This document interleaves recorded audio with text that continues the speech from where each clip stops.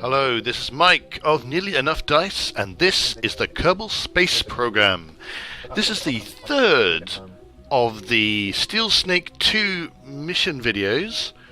I have gotten to the moon, I have landed on the moon, I've planted a flag, and I've gone round and round and round and round and round and round and round and round the moon, gathering science via EVA over all the various different biomes.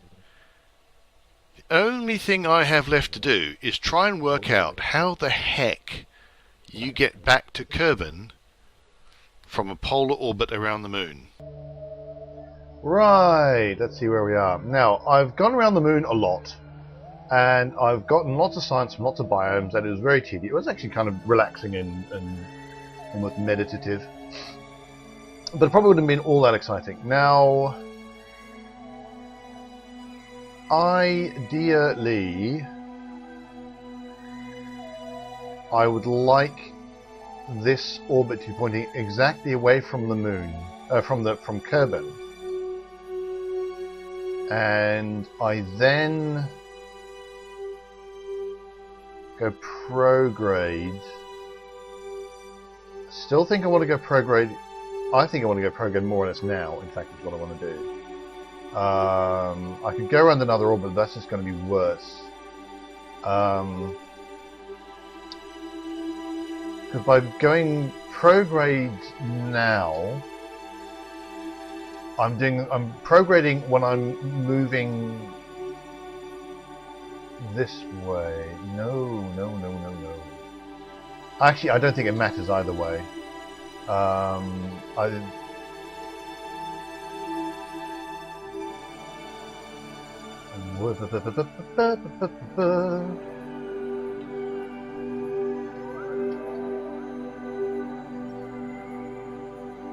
Trying to work. Oh, my SES is off this one.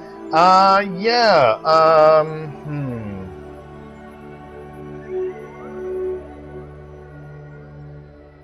None of my. Yeah, okay. So I'm just trying to think when is the best time going to be to burn prograde or burn and get out of here to get back to Kerbal.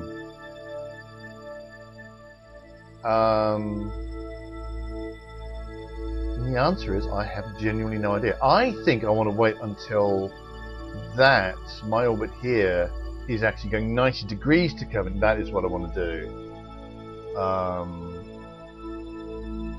The only problem is I have zero idea how long that is going to take.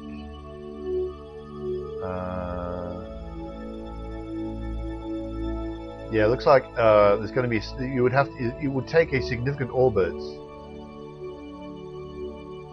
in order to do this.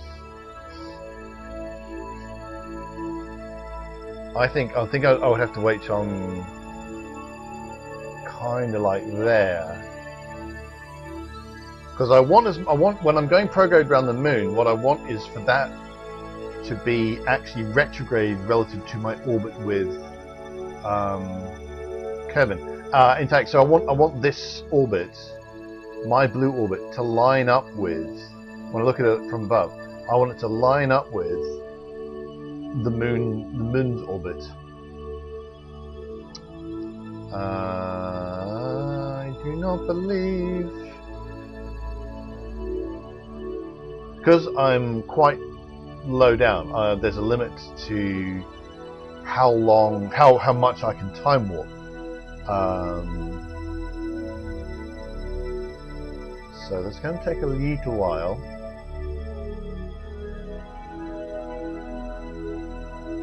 Now, if the game didn't crash as often as it did, what I would do at this point is I would leave here and I would go back to Space Center, and I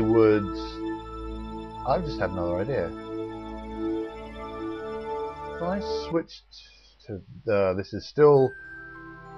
There's a potential problem because I'm swapping from every time I swap from one thing to another. There's a potential problem, but I can time warp a lot faster in this thing. Although it gets very dizzy.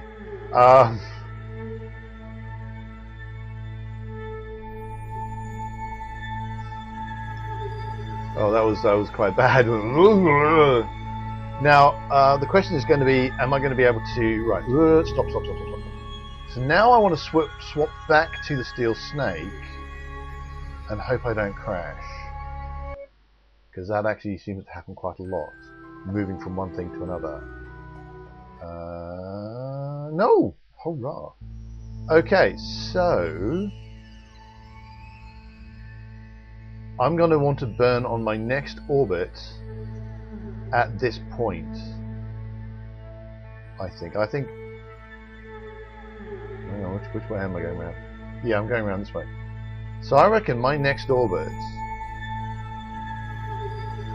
that's when I want to go.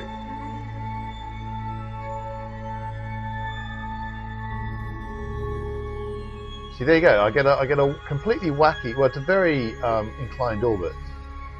But I don't care. I care not. It is of no import to me.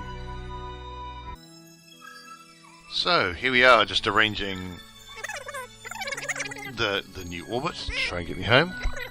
I do notice that I'm not able to get particularly close and get my periapsis down where I want it to be. I even start fiddling with like the radial and all that kind of stuff. That doesn't help me either.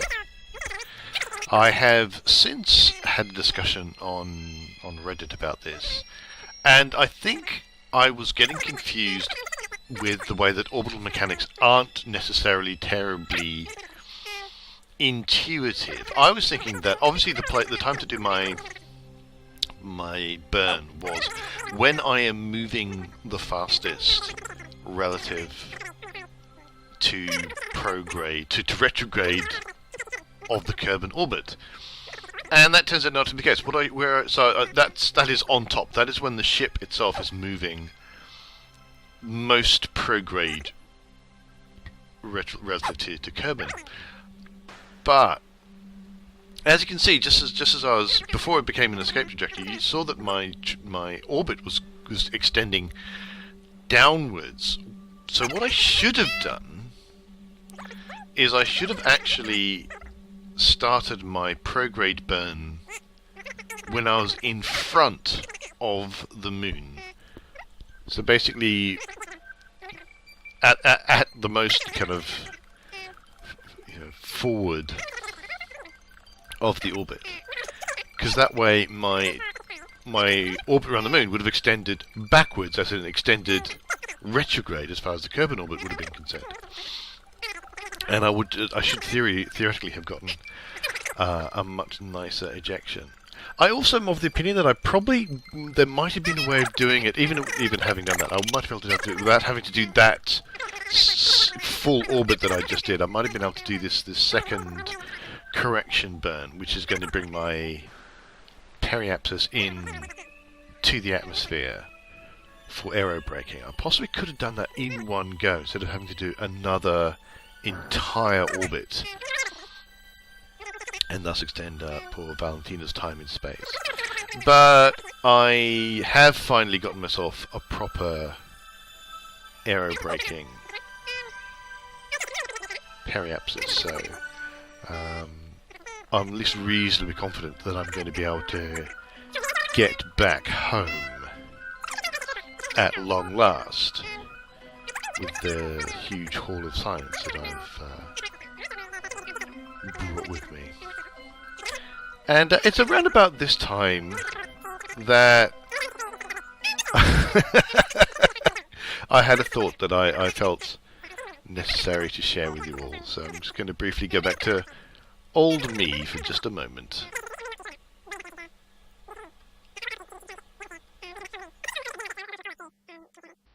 "9 days in orbit thus far for Valentina.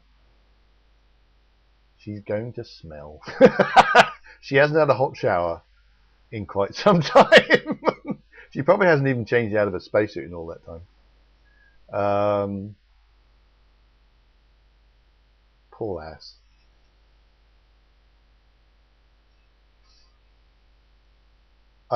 Yeah. Let's not dwell on that one, shall we? Having brought up the topic, let's no.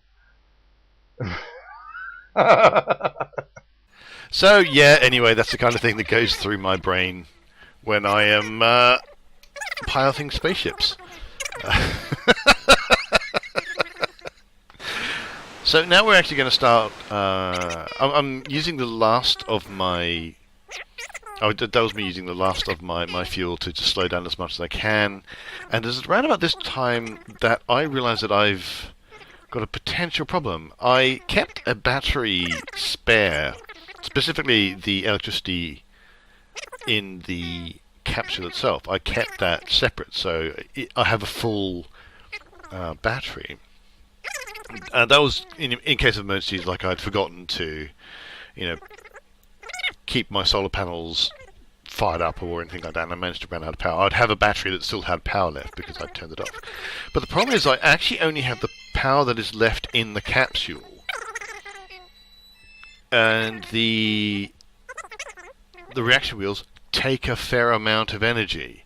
I don't have solar panels on the capsule itself, which means that I am eventually going to stop being able to change which way the craft is pointing, and that's a slight problem because obviously I really want to be pointing I always want to be pointing retrograde so that the heat shield is in the way and it's going to be taking all the heat, as opposed to Valentina. I don't think she could really take the huge amount of fire that will be produced.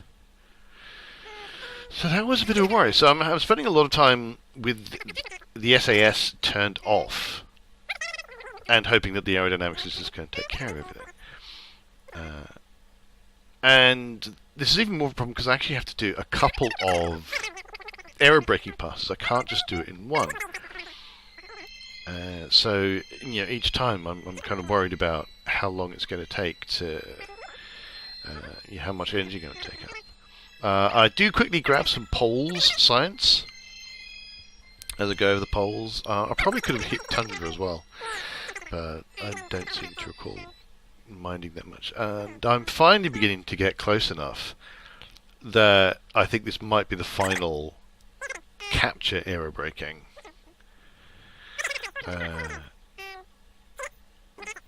I mean, at that time, I really still wasn't sure because my apoapsis was very high still. So this has taken a little while, and I'm running out of electricity, which means I'm running out of any ability to make any changes at all to what the craft is going to do. There just comes a point where it just becomes a brick, and I have absolutely no ability to change the fate of Valentina Kerbal. And as you can see in the top right, the amount of electricity I've got left is really low. So, it became a bit of a worry. Well, there's the re-entry heating starting to take effect. And I believe it's actually around about now that I officially get captured. And so this is the final aerobraking pass. When my apoapsis goes to under 70k. So I've taken the orbit display away from the Kerbal engineer display. Looking a bit worried. The amount of time it's going, the amount of fire that's happening. I don't actually end up using very much ablator, so it's possible that I'm just being overly worried. And there I am being very happy and having a celebratory sip of drink when we pass through the final heating. And indeed even through the shock heating, and I can launch parachutes. And finally head down to a safe splashdown.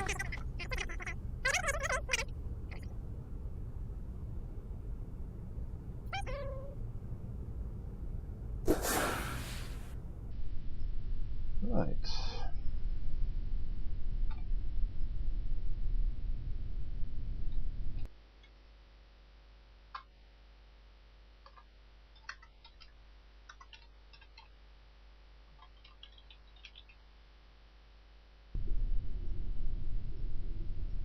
Adjusting this in case some recovered vessel crashes the game, which it so very often does.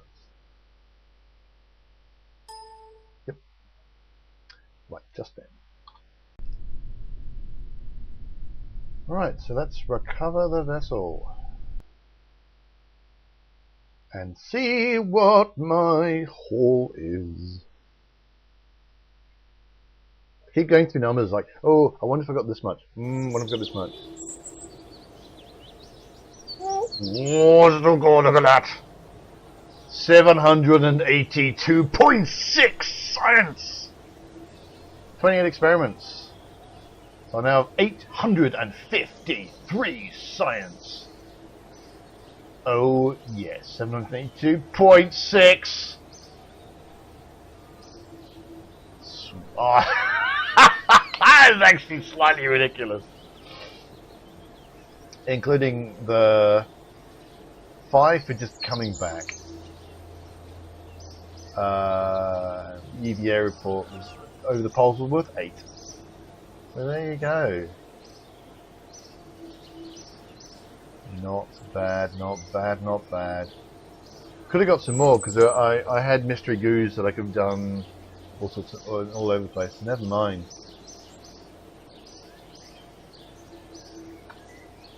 Get 1,000 back, doesn't matter. I made 100,000 from that contract, and I spent about 70 getting there into her space, and 2 XP gains. She won't have gone up a level because she's not going to do that until she goes to Minmus and back. But I've got a bunch of science now, lots of science. I'm going to spend it now. Because I want... Can I get them both? I don't know. Maybe... Ooh, I just... What's on? No, yeah, no, yeah, no, yeah, yes!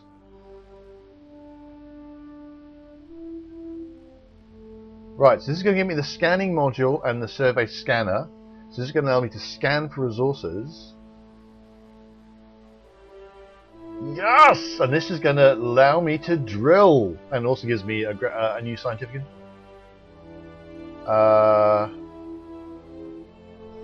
Yes! I don't know what this does. Large holding tank. A narrow band scanner. I don't know why. Okay. No, okay, no.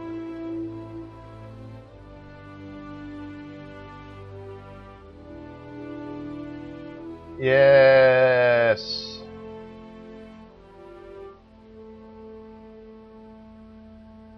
Brilliant.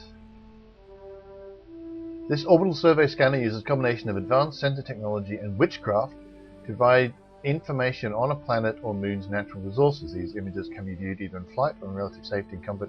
Back at the KC, be sure to bring an antenna capable of transmitting information back and sufficient power.